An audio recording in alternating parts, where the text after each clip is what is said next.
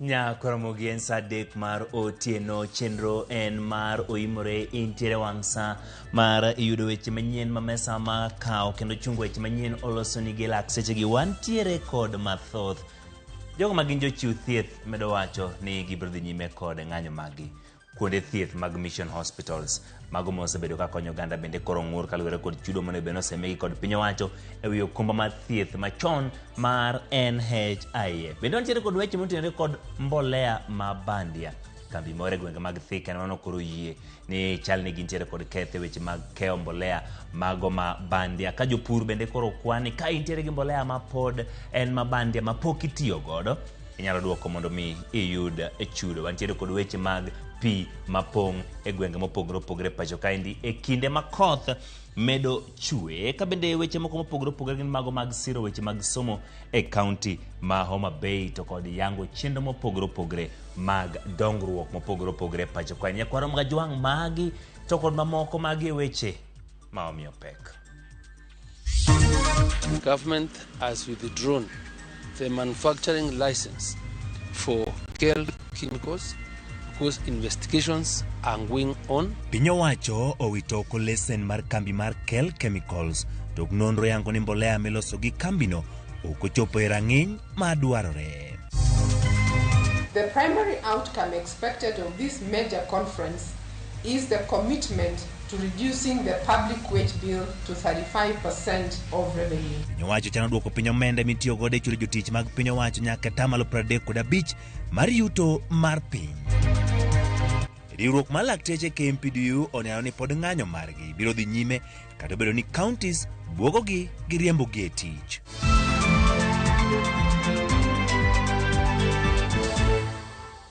Nyakoromogi erokamano kuom yiero Ramogi TV odhiambo masani. Laiga ma tudruok duto gin mago moyaw wari 360 achiel kachiel e YouTube, Facebook kaachiel kod X mar Ramogi TV. Bende yudo achiel kachiel kokalo Citizen Digital kama goyo kod mbaka kendo miya pachi. Nyinga Ochieng' Emmanuel, jaloko maro en Wilson Ochuka. Bed kode chakruok nyaka giko.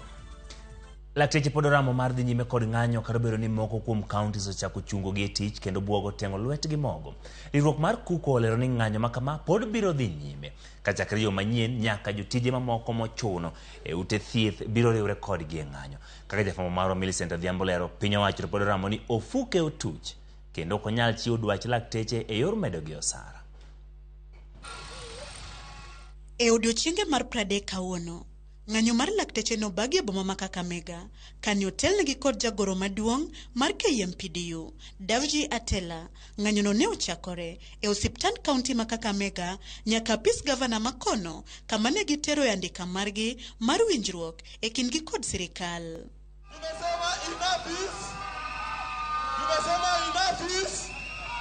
Riwruogno mar lakteche KMPDU mani kod jokanyo ma 7,000 oyango ni ok bibuogi kod sirikal ma onyonore mar tiyo marach kod lakteche ma kar winjo ywakgi to lando chungo gi e tich. We are saying that we will not be intimidated. The governor said that if you're not there today 8 a.m. he'll sack us. We are on the street now. You can give us chokers letters. You can give us sacking letters. You can hit us with canisters. You can shoot us with bullets. But we are saying we will maintain this with death, with sweat, with blood and with tears. Kai county ma Kiambu, tend county no ochungo sach lakteche mosebedo ka ng'anyo kendo lando thuolo mag tije kar lakteche duto masani ni ng'anyo. The County Public Service Board is hereby requested to commence recruitment and advertise vacancies for positions of medical officers and specialists and consultants, among other health services personnel, inclusive clinical officers and laboratory technicians, to provide services to the citizens of Kiambu and other Kenyans. That the county government of Kiambu shall with immediate effect cease third-party deductions from staff salaries for remittances, for membership subscriptions on behalf of trade unions, namely KMPDU, Kuko, KNUMLO, until further notice. Jakomar Kuko Peterson Wachira Bende oyango ni jochiw thieth duto te matiyo kaka jolony machiwo yedhe nego rem e kinde bero, anestheticians kod jolony marito jotuo mohewore biro chako ng'anyo margi chieng' wuok tich juma manyien, gino mabiro ng'iko chutho chenro mag thieth. Monday, all the anesthetists, all the critical care clinic officers and other specialists will cease working. Jatend jotije mag piny owacho Felix Koskei to kane loso okoni sirikal sani ofuke otuch maonge omenda maginyalo golo mondo gimed ne lakteche mak mana chula 70,000 ne lakteche magin jopuonjre kata interns. The economic situation that we have in this country is very dire to everybody, all the sectors. Even the entire workforce may not even get an increment. It is a discussion. And that's why His Excellency the President said, let us live within our means. We contacted SRC, and SRC did their normal professional analysis. And they said these interns really qualify, or they can be paid 70,000 per month for 12 months. And then they get their license, and they can now go out and even earn $1 million or 500,000. They can get jobs. Millicent Adhiambo, Ramogi TV. Kapod nitiere weche mag thieth, midhiero mapek osechako nyiedhore ute thieth mag Misen kaluwore gi kwan mathoth mag jotuo ma sani yuore kuondego nikech ng'anyo mar lakteche ute thieth mag piny owacho. Ma timore kinde ma bende ute thieth mag Misen ywak ni piny owacho ni kod gopgi e bwo okumba mar thieth machon mar NHIF, gino ma ketho chenro margi mag reso jotuo e yo makare. George Aoko nigi ler mathoth. Sani kaka jo doctors nitiere e migomo margi ok en mayot kodwa kaka jogo mantiere e tich mar chango jotuo. Tend kar thieth mar Mission mideno ni Krista Marian Hospital mantiere kaunti ma Kisii koro ywak kaluwore gi midhieche masani gi kale ka gitemo konyo kwan maduong' mag jotuo masani chopo e kar thieth no. Ma en kaluwore kod ng'anyo mar laktache manie ute thieth mag piny owacho. Achiel kuom midhieche magin godo en piny owacho rem chwalonegi omenda mar okumba mar thieth mideno ni NHIF bang' chiwo thieth ne jotuo ming'ado pesano. Sani wapong' kendo kata kama wanyalo kete jotuo tamoa nikech jotuo mwayudo koro ng'eny mohewa. To wakwayo ni jo NHIF gi jo government mondo o release pesa magin go ne jo NHIF mondo jo NHIF ochulwa mondo ayude kaka wanyalo ng'iewo yedhe kendo wanyalo chulo jotich e wang' sa.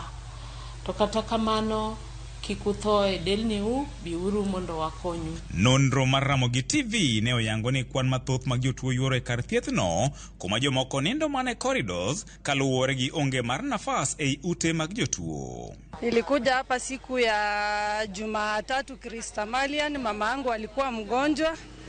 Nikakuja nikapata ni kama wagonjwa ni wengi katika hospitali ya Krista Marian.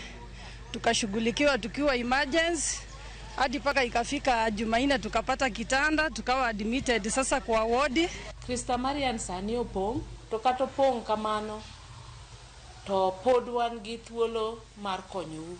Ber mondo kata kibede e corridor to teka ne yudo chang kikitho e yot.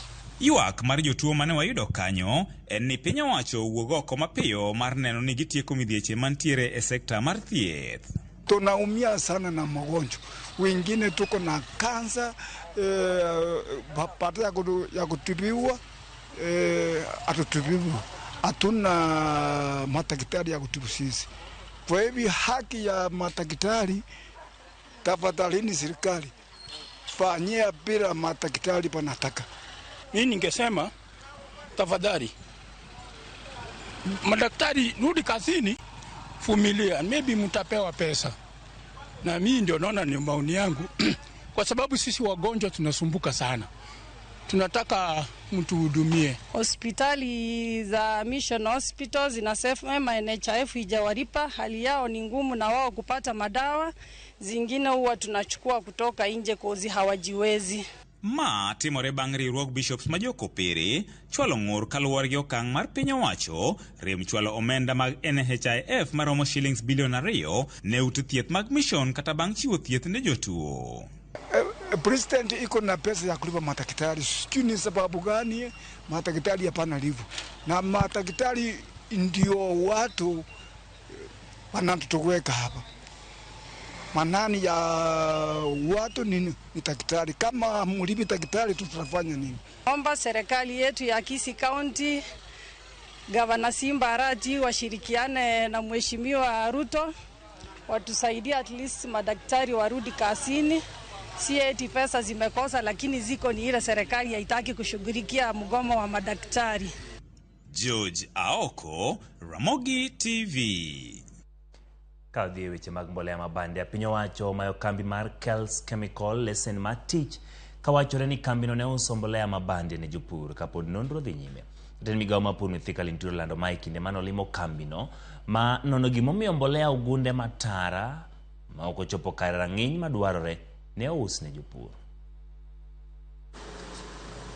Ka otenore kod jotelo kod jota tije mawuok e apisi maduong' mar Okwach Kich, jatend migawo mar pur Mithika Linturi ne ochopo e kambi mar Kel Chemicals mantiere boma Mathika e kaunti ma Kiambu mondo mine ogo kogno chenro madhi nyime e kambino. Ne orwake kod achiel kuom meneja mar kambino mabende osebedo kaloso mbolea mabende ochako chenro mage higa mar 1972. To tok goyo kogno kendo go Pixen kambino, jatend migawo Linturi ne olando magi. Government has withdrawn the manufacturing license for Kel Chemicals because investigations are going on.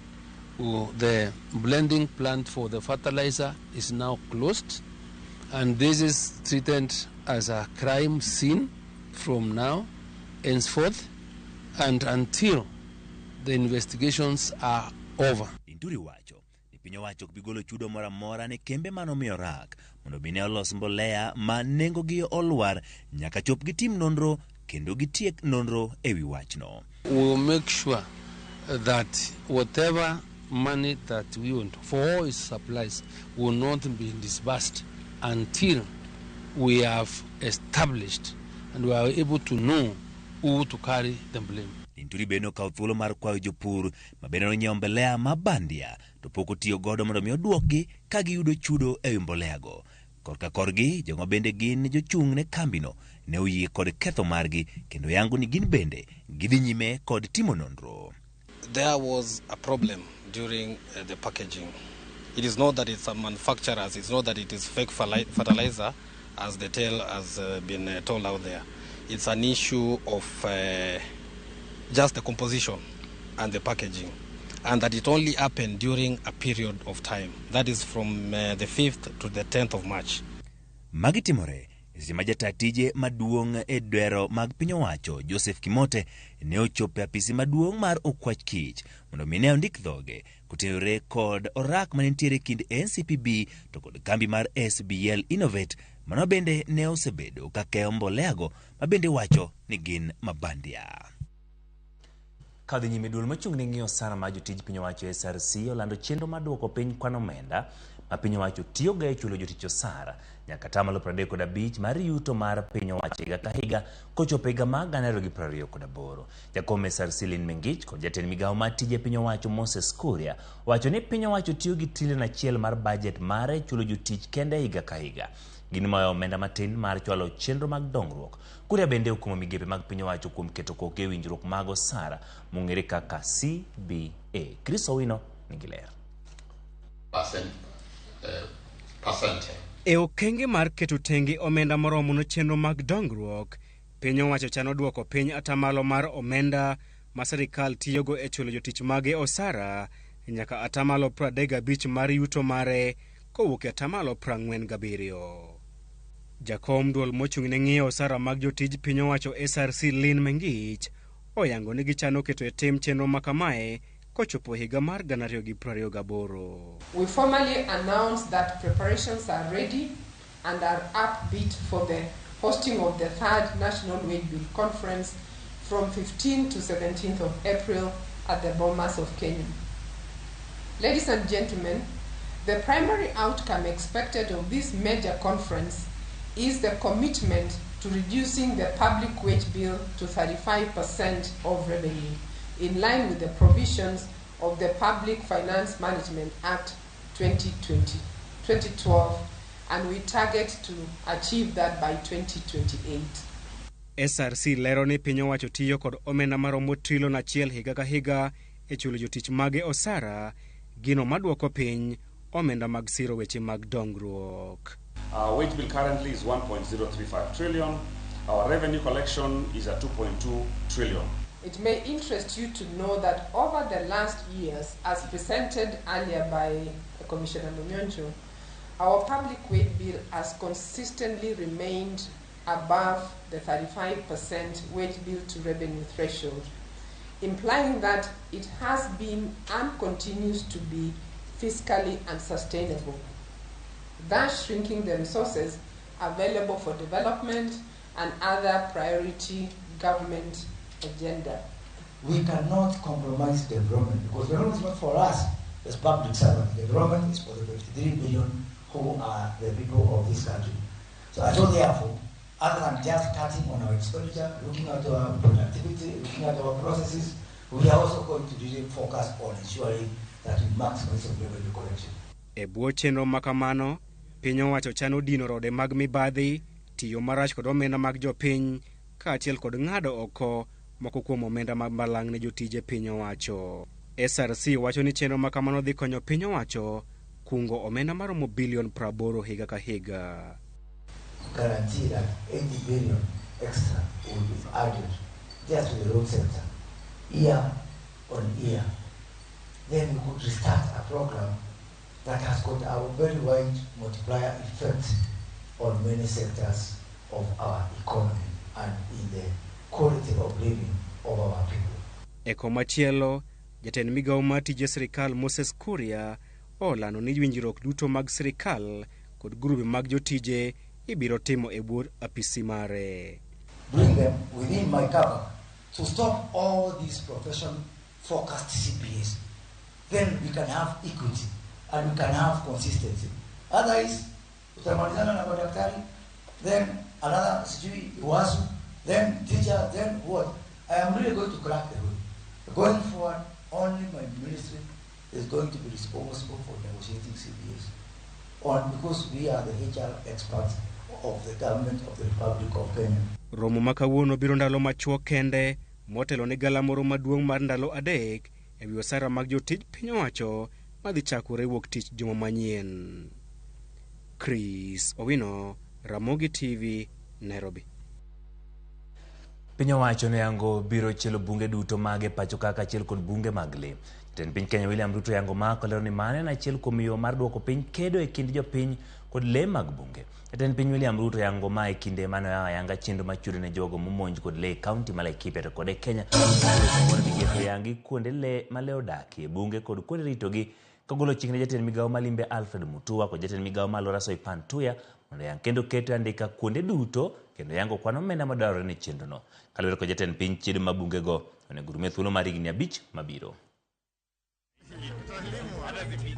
Pale nyuma tulikuwa na matatizo, askari wetu hawakukuwa na equipment ya kutosha ama vifaa ya kutosha. Tumeweka mpango ya karibu bilioni 25 kununua equipment mpya ya polisi wetu na walinda usalama.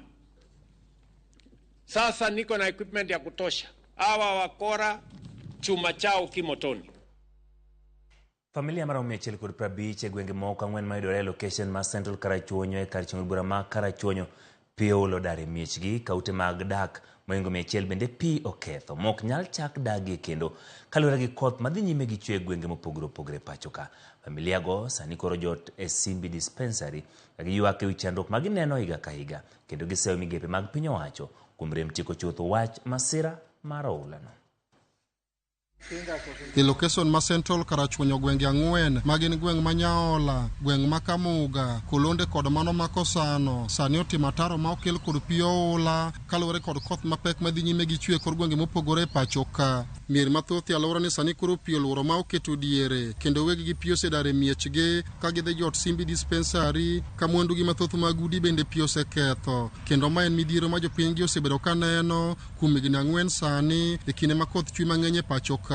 Ka higa to wadaro wabiro wakam wabedo gi shida gi nyithindo seche moko wakampe school to yudo ka school be koro nyithindo yawo nitiere school kanyo koro kama ji ringi dhi chwe wigi onge chuno wan wabiro e hospital kama koro watie ka sani ni koro wakwayo sirikal ni kony ma wadwaro moloyo ahinya ok en miyo wachiemo to wadwaro ni sirikal koyie to barnwa pi ma kamsero sika to gima konyango ni mondo kopi amalo to omol kodhi nam waol gibide kamp kila saa gi nyithindo gi suna sani wadang ni gi nyithinde bethewa jamni kata ka inga mancho nigi kata rombo moro kata madiel moro kama di kwae diel onge nikech ioro pi e kori e hospital Masimbi mine dhi nyime kod gero ute makojolo magidwa chako jote kachiel kod nyithindgi bang' ka pi olose daro gi miechgi ka nitie kata mana utegi mag dak ma bende pi oseruombo piny ka jopiny gi ywak ni pi mawuok e aora wach tende kaachiel kod aora Kibuon ema osebedo ka hinyogi higa ka higa. Saka pi opong' higa ka higa wan wadar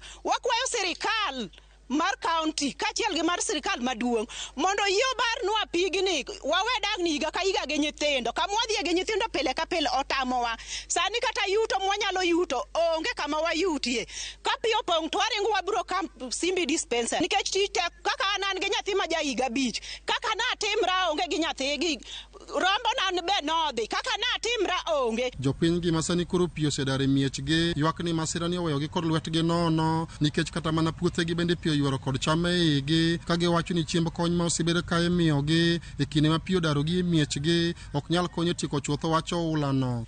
Waseneno chandruok mang'eny jothurwa waseneno chandruok mang'eny kendo litnwa kabisa sani higni 4 ka wadang' ni adang'a koni gi koni adier kane pi odonjo mokwongo nwaweni berbere nwaringo manwa kamp ndalo cha nwa kamp e Simbi Primary School. Sirikal winje ywakwa waseywak higni 4 winje ywakwa mondo ine kaka itimowa barnwa urupi mondo pi mainyowa ni adier ka wakamp kama wan chiemo gi matimonwa onge nikech chiemo kokel en chiemo matimango makalo ng'ama konyowa en ng'ama onego barnwa pi mondo pigni oyud wang'e odonj godo kuma onyalo dhiye. E kambi kama koro gi joteni ngimagi ni kama rach mokalo kaluwore kod onge mag chope maginyalo tiyogo kod onge mag gigo maginyalo tiyogo e rito ler ka ruoth mag gweng'ni to kwayo sirikal mondo yie okonye familia gi.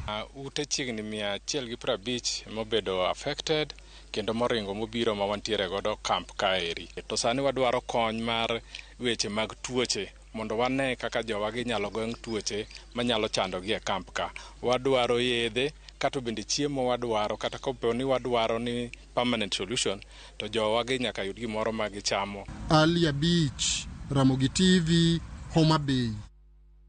Ka dhi weche mag siasa moko kuom MCS mag county ma Nairobi mag duond bura ma UDA koro dok ne gavana ma Nairobi Johnson Sakaja ka giwacho ni oonge kod ketho malong'o.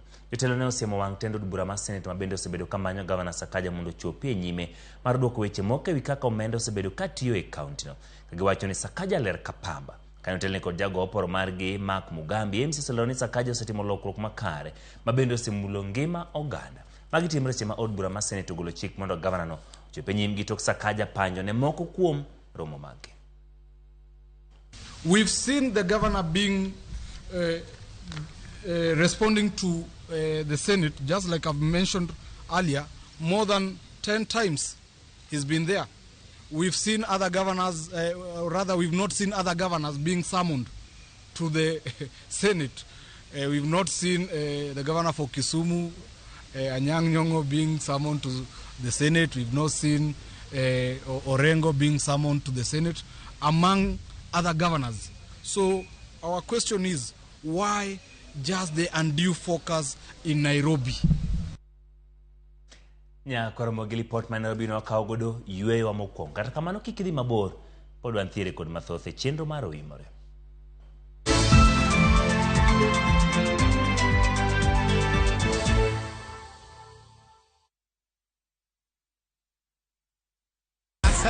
Win big in seconds. Shabiki nikajaribu mara ya kwanza nikaeka shilingi 100 kaliwa hiyo 100 nikasema nikakufa moyo. Hii mara ya 4 nikaeka shilingi 100 kaona napanda yapanda ikafika 500,000.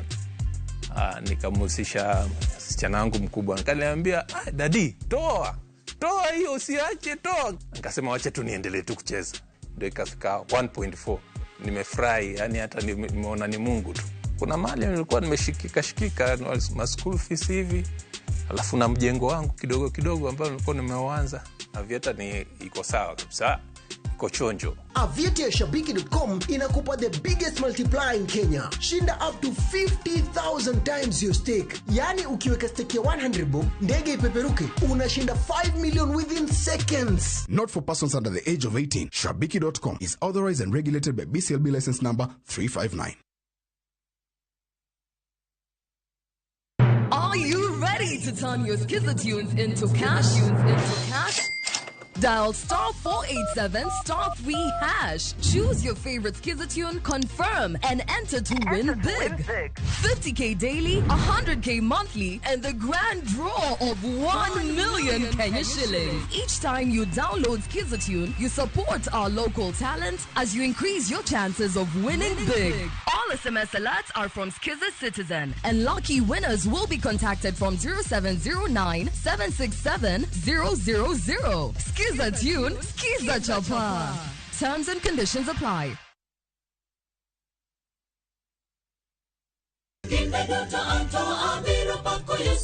Ging'wono mar Nyasaye manyisore ngimawa kinde ka kinde.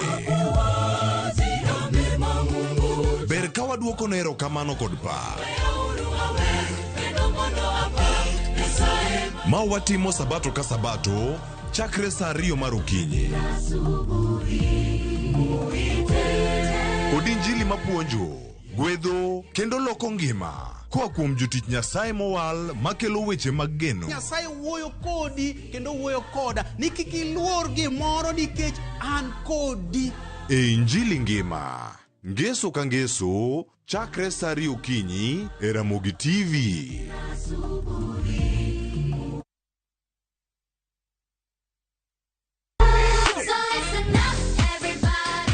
Ikrine piny mopong' gi mor, nyiero, gi gik mabeyo ma ok rum. Wagweli mondo ibiri uri kodwa e piny majaberni. Chenro ka chenro nigi puonj gi tugo e yo maber ahinya. Riwri kodwa ngeso ka ngeso, fweny gik mabeyo. Minolep mara en, nengo nanga nenore ni ng'eny ngang. Bedo gi osiepe, gi nyalo mar loso gik moko. Nyithindo. Wazazi, ino ng'ani? Ng'ani tar maka jo Kenya to teng'e to yudo mogo. Ket alama e kalenda mari, nikech rogo mar nyithindo. Tieko juma mari gi mor kod ilo. Chakre saa 3 okinyi, mana e Ramogi TV.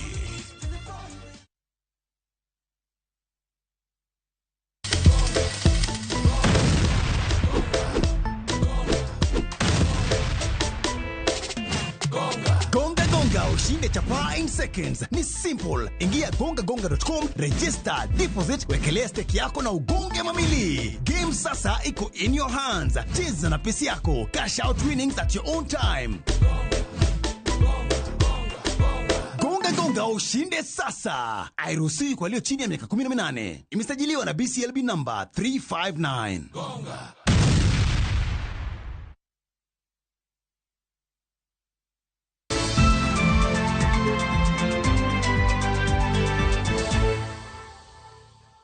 Erokamano nyakwara Mogi kuom medo keto Ramogi TV. Wadhi nyime. Bishop mar kanisa, mana Archbishop mar kanisa mar ACK Jackson Ole Sapit kwa piny owacho mondo okony familia ma njore nodaro kendo dak e kembe masani, kendo jonjore ne omonje kembe go ahinya to mine mokonyore kembe mochando gik mochuno e dak gi mapile pile. Limbe marwe kambi mar Moino mantiere Baringo North nyiso chandruok ma mine medo kalore kod rocho mar arita ka mine adek ma okonyore onge kata chiemo kendo nyithigi pok ochanji.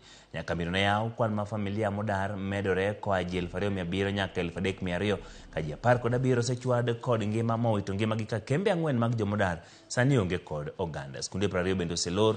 Ole Sapit wacho ni dak e kembe go medo rochore kendo kwa piny owacho mondo donje wachni mondo tiek njore masani timo newa e kaunti ma Baringo. Tumeishi hapa, sai ugonjwa imeendelea hapa. Maneno ya malaria pamoja na homa na watoto pia. Kwa maneno ya ubaridi pamoja na hata wamama wenye wamejifungua. Ilikuwa ni shida. Mimi naomba ya kwamba rais atekeleze hii maneno. Ya kwanza security. Ndio kama hakuna security, naona ni kama kazi hakuna. Hata watoto yetu tutapoteza tu hapa. Kila wakati tunahama na haya maneno tumeongea mpaka imekuwa hata chafu kwetu, sababu tumeongea kabisa, imekuwa hata aibu. We are also in a technological advanced age.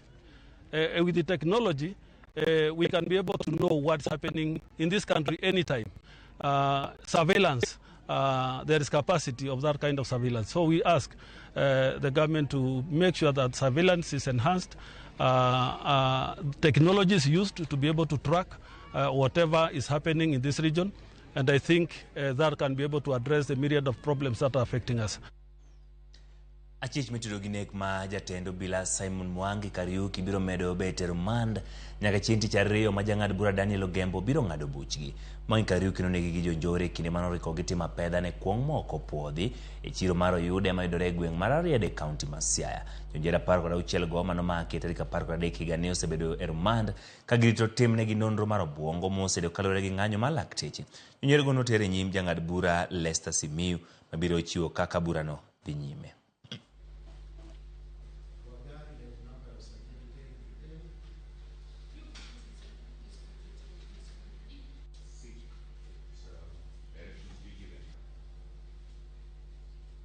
The state is ordered to conduct medical assessment.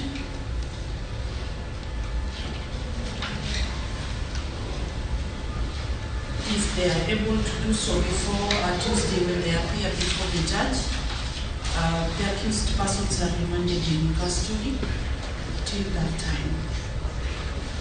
So Tuesday will be the 16th of April, they will be taken before the honorable judge.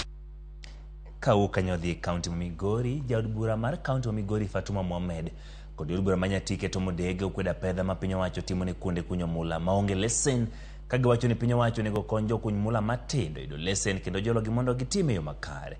Ni giwuoyo e kinde nyasi machiwo omenda mar Uwezo Funds maromo $1.2 ne grube e sub county manyatike. Jo Juma nigi ler kowuok Nyatike. Jombe ariyo mokal jatend migawo marite pacho kae Kithure Kindiki ne ochiwo chik jatend arita kwe kaunti ma Migori ni mondo koro lor kuondego makonyo mula mabende tiyo maonge lesen. Apedha ni kata kamano koro kelur kawuo kuom kom josiasa e kaunti ma Migori kaachiel kod jokuny mula. Woman rep mar kaunti ma Migori Fatuma Mohamed kaachiel kod jobuno manyatike Tom Odege wacho ni okang' ma piny owacho kawo mar timo pedha dhi thiro nweng'o mag oganda mathoth e sab kono manyatike mabende osebedo mana kayudo nweng'o margi ka kuom kunyo mula. Waneno richo kod sirkal nikech Nyatike ka mae puothwa mwapuro to sirkal loro ni mondo kik wakuny gold to waonge yo mora mora mwanyalo yudo godo konyruok. Gold ema tero nyithindwa skul, gold ema wapuonjo godo nyaka jok manie college, gold ne mwachamo kate ute wabe mwagedo godo. Giwacho ni piny owacho onego keto kenge ma jolo jokuny mula mondo duok piny thog mowuok e kuondego mag mula kaachiel kod manyo negi chiro mok lorogi nikech onge malesen. Aditero wach ni bunge mondo mi apenji bunge gimomiyo sirkal nyalo loro livelihood mar jopiny ma ok gi consider gima jopiny dhi chamo. Gima wadwa kwa sirkal ni ok inyal kelo sanity e field ma onge gimi invest in. Ok inyal kelo sanity e field ma in bende ine gi interest mok konja piny. Omiyo gima wadwa kwa gini ka gibire mining, wabie mining kapok waikore malong'o to wakel mana safety mondo mi jowa matho e bugo bed ni onge ng'ama nyalo tho to giwe jopiny otim mining kaka nyoje timo chon. Ywak nitiere ni yo ma piny owacho chiwo lesen osebed ka itimo e yor akweda. En adieri ni jok moseno license kate onge jathuru ai kata achiel. To kinono background mag jok mimiyo licenses gi ineno clearly ni gin gik ma ging'iewo, ok gin gik mimiyogi on merit. Onge kaka ja China nyalo biro ma chak timo mining ka under license ma omi jalang'o moro ma biro godo ka. Kwani onge jaluo minyalo mi license. Kada jolang'o gino gwenge. Magi gik moko matimore ma ji gwenye lwedo gi yore mag masoya. Woman rep ni ma Migori Fatuma Mohamed kaachiel jobuno manyatike Tom Odege ne oriko wuoyo e kinde nyasi ma chiwo omenda mar Uwezo Fund maromo $1.2 ne girube e gwego mag Nyatike. Ma en pesa miolo pogore gi michiwo to ok dwoki ma ofisa chiwo cha. Mar Uwezo Fund en pesa miolo tidwoko. Kwa hivyo jogo duto grube momi wakwayo gi mondo giyie gidwok pesa ni mondo mi pesa ni nyuol group moko mabiro mbele bendo chako yud namna mar yudo ahola ni. Apply go kaka group my first installment makoro miwa wachano mondo watim go development bar group kwa wadhi group kendo duoke kendo gichagi medwa mo. Kawuono wayudo 100,000 kendo 100,000 ni wan gi ohala madhi mbele mar hiring of tents and chairs. Wagombo ni mondo mi kaka jo group wachak wadhi wadongre bedo gi tents mang'eny kaachiel kod kombe mang'eny. Piny owacho kwa mondo koruch oko gope mag Uwezo Fund mane gube ne okawo to dagi duoko. Ni sirikal nyaka tem maginyalo mondo giduogi wuog grube mane gimiyo pesa mondo ji owinjre ka ginyalo duoko pesa. Kamano tamore oningo bed ni grube go wa wave negi pesa ni mondo wachak wamany pesa manyien e government ma kata kidmeyewa $20,000,000 mondo wachak foundation manyien kaka inyal mi grube pesa mondo konygi. Kuom omenda maromo $20,000,000 mag Uwezo Fund ma osebed ka ichiwo e subkontinent ma Nyatike, omenda maromo $17,000,000 kod pok odwoki ka piny owacho dhi nyime kod bandho grube go mane omi hola ni. George Juma, Ramogi TV, Migori. Ka wuok Migori wadhi Homa Bay, piny owacho kaunti Homa Bay omakore gi bengi ma KCB sida yanga chenro mar jolo somb jopuonjre maromo 600 masombe kuonde tiegruok mag tije lwedo manie kaunti no kaka achiel kuom yore mag ting'o malo rang'iny mar somo e kuonde tiegruok ma kamago. Chenro maonge mong'e kaka KCB tujiajiri geno wafundi mang'ula omonyo omenda maromo $24,000,000 kendo jopuonjre go ne okawo 15 kuom wards te e kaunti no. Gana Homa Bay Gladys Wanga gi apisa mochung' ne tayo chenro e bengi ma KCB Joblin Omari ne tele chenro mar sidho chenro e kar tiegruok mag lwedo ma Sero. Kamane Wanga kon dwaro mare en ni giting'o malo chenro mag somo e kuonde tiegruok mag tije lwedo e kaunti no. So in partnership with KCB Tujiajiri, the Geno Wafundi Mangula Scholarship has provided scholarships to youth who have enrolled in various vocational training centers across the county. The scholarship is a matching fund partnership with KCB Foundation, totaling to 24 million Kenya shillings. In other words, KCB, as you have seen from the check, have provided us with 12 million Kenya shillings. The county government of Homa Bay has provided another 12 million Kenya shillings, making it a total of 24 million Kenya shillings. Thuolo mar mila be onge, thuolo mar tugo be onge. Kae ntie mana thuolo mar somo gi tich matek. Wawinjore kanyo koso wawinjore. This program will empower 600 youth through the provision of technical skills across 19 vocational training centers in Homa Bay County in partnership with the county under Your Excellency leadership. Your Excellency, I will be happy that we could also include more VTCs across this county so that we can be able to expand our impact. Riwruok mar mine mag Nyanza ma tie lony mopogore opogore manopany kauno bagoromo mar lero chenro magi matayo tije mar higa mag 2024 nyaka higa mag 2028. Jakom mar pany Betty Adera lero kaka chenro ma kamae ibiro taa kendo kwayo joma mine mondo obed motegno golo duondgi gi nyalogi oko e konyo kelo dongruok ne anyuola. Betty olero kaka chenro no biro konyo e golo chandruoge sekta mag thieth, pur, somo, yuto kod mamoko. Mino jatend piny Kenya Rael Ruto ma bende nogolo mich ma $1,000,000 ne riwruogno kod mino jalup jatend piny Kenya Dorcas Rigathi, jatend migawo mochung' ne weche tudruok kod lony manyasani Eliud Owalo gin moko kuom jotelo mane yore romono kendo nyiso sir margi ne dongruok mar joma mine kod nyithindo manyiri mawuok e gwenge mag Nyanza.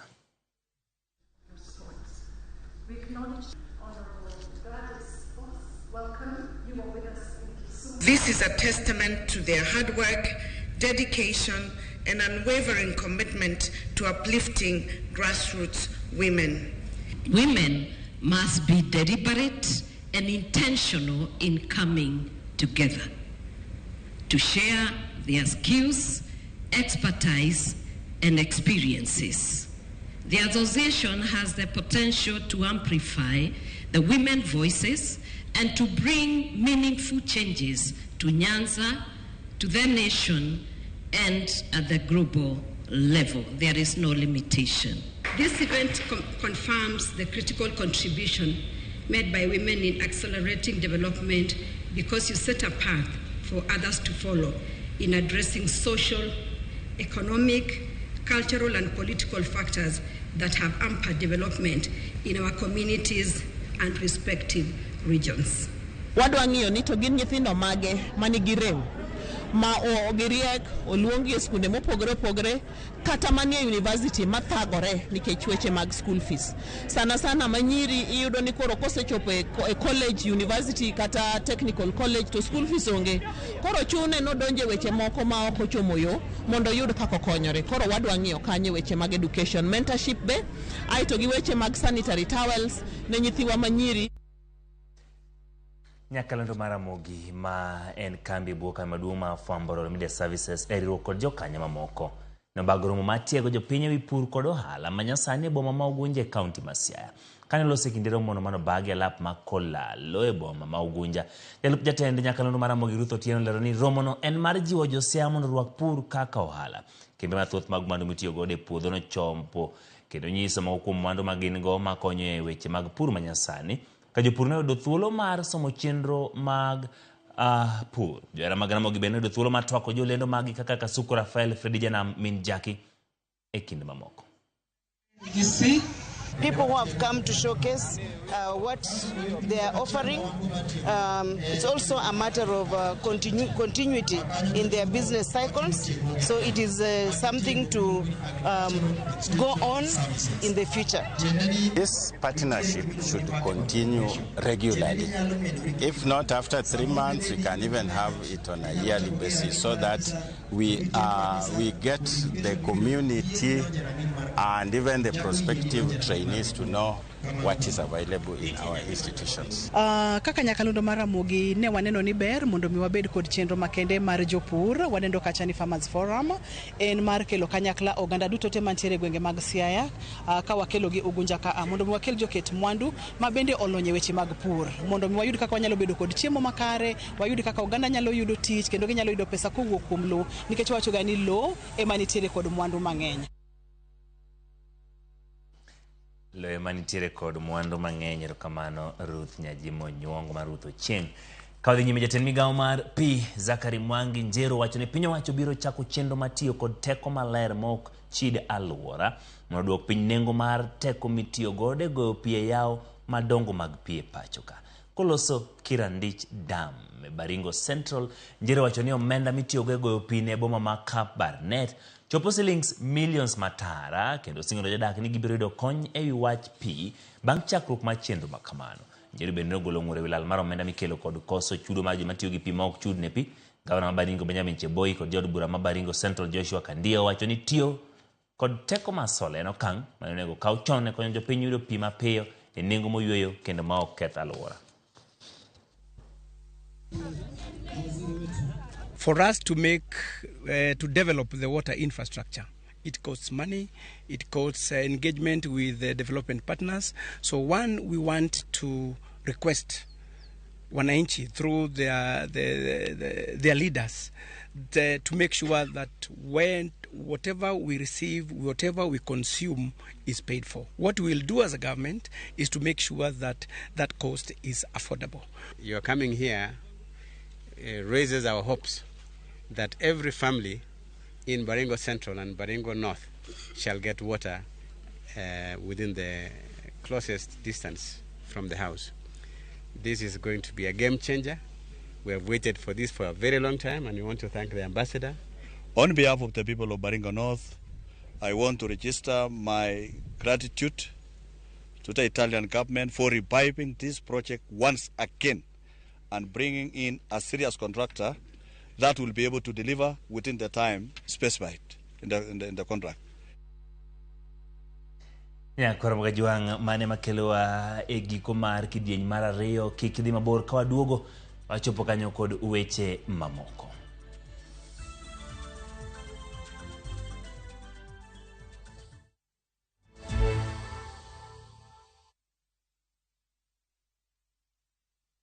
Mimi nataka uhakishe moto, nataka uende ukaharibu kabisa. Yani dismantle. Familia ya mzee Job imetawaliwa na chuki, migawanyiko na siri. Kuna story nazisikia hapa mtaani. Story gani? Bintiye Job hasikila mwadhini wala la mteka maji msikitini. Jackson atakupa nini wewe? Yeye mwenyewe yule hana mbele wala nyuma. Utanifungia mpaka lini? Mvutano kati ya mzee Maarifa na mzee Job utafikia wapi? Ushatandikwa. Jackson naye asongwa na mawazo chungu nzima. Kisa kama mapenzi hapo ndio nyinyi wa kusema love is blind. Yako love is blunder. Niko na big money. Sasa wataniita Big Daddy. Tazama kipindi hiki cha Hila kwenye View sasa. Hila.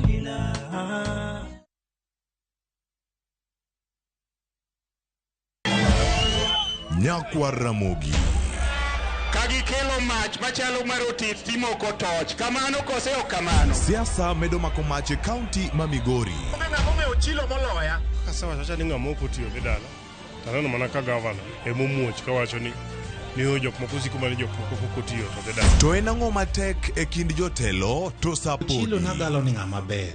Kama chwanya kode, ng'ama osebedo senator koyudo governor. Onego ti maber. Mondo yud chuny wach, tudri gi jafwambo marwa Walter Nyambaga. Ka ng'ato denyo, to ng'ama denyo no kilwe rigo. Yini manyo kanitie gimoro to uchamo kod. Chieng' Jumapil, saa 1 kod saa 3 otieno. E Ramogi TV. Kick by.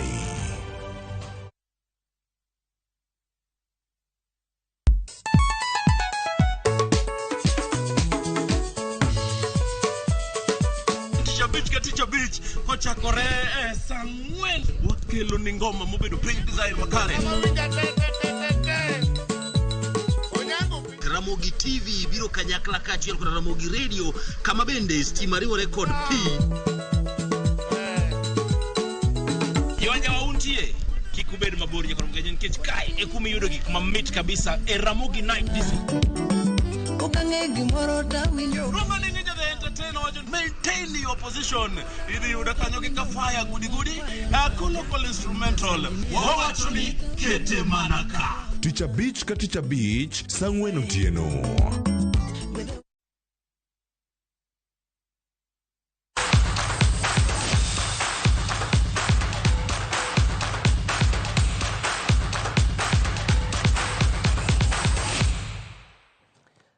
Machiegni weche mag tuke nus finals mag tuke skunde sekondar nobedo maliet kendo moro jara mag tuke gi manoyuoro skunde sekondar ma Machakos. Mana kaka James Opondolero, tuke mag finals odiochieng' makiny biro kelo kanyakla timbe mane oloyo higa mokalo e kidienje mopogore opogore.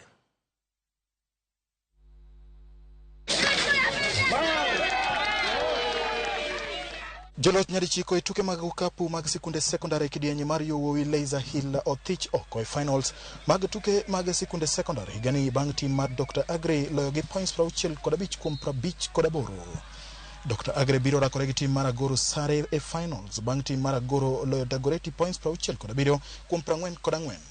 E kidienje mar nyiri Buruburu biro rakore gi joloch higa mokalo Butere. Tugo mag kawuono mago gi Dagoretti High School.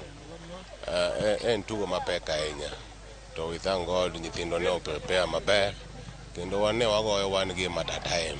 Ne wa prepare for Dagoretti in the semis kendo koka wadok bedo piny mondo ko wapange for the finals makiny. It was a tough match but we were prepared for this big day because we knew our boys are trained well throughout the year and they are participating in the Coast Basketball Championship and they are topping there. So the experience, the skills they have gathered there became handy today. Joloch higa mokalo Butula nong'ado tiko mar nus finals e tuke mag rugby jotugo 15 koni gi koni kidieny mar yowuowi bang' loyo tim mar Kitondo points 32 kuom 23 e nus finals. Finals biro bedo machala gi mahiga mokalo ka tim mar Butula biro rakore gi tim mar All Saints Embu mane oloyo Lenana points 33 kuom 10 e nus finals. It was a tough game based on the scores. It was a tough game. Having 32-23, it's not an easy semi-final.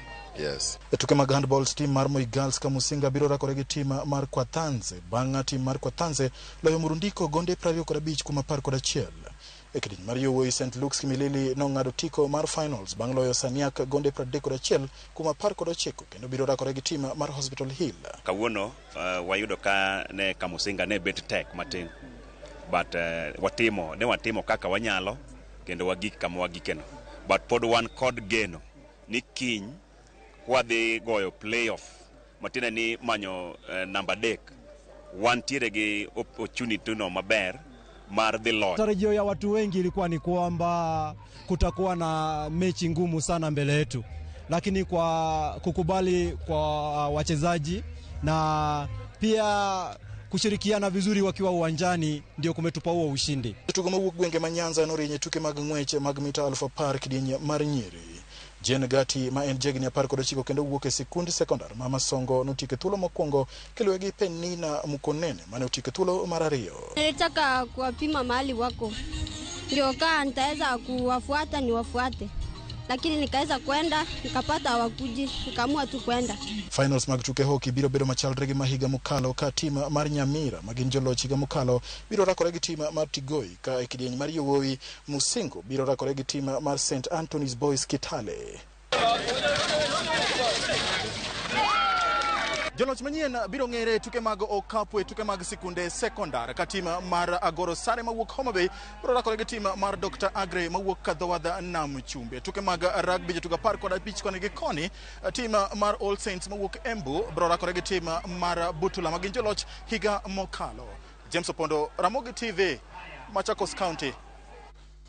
Kwa Ramogi kiwe makinyo kitudri kodwa e chendo mar pautuke nikech obedo kwa toa kod Opondo achiel kachiel ka entiere e gwenge mago mag Machakos komiyo kaka finals chal odiochieng' makinyi e tukego. Ka dhi nyime kambi mar Kenya Breweries kawuono golo sir mar shillings milion 10 ne jong'wech mag Kenya kod Malkia Strikers mabiro dhi chung' ne Kenya e tuke mag Olympics biro bag Paris higani. Mari biro bang' kambi no bende chiwo shillings milion 30 ne National Olympics Committee mar konyo Kenya e ikruok ne tuke mag Olympics. Jatije Kenya Breweries Mark On City owacho ni kambi no chuore mar siro tuke pachoka mar konyo rowere tiyo makare gi talanta maggi. Jotugo mano yuore nyasi no nyiso mor margi. Kambi bende nosedonjo nyuruok gi jaloch mita 100 tuke Commonwealth Ferdinand Omanyala.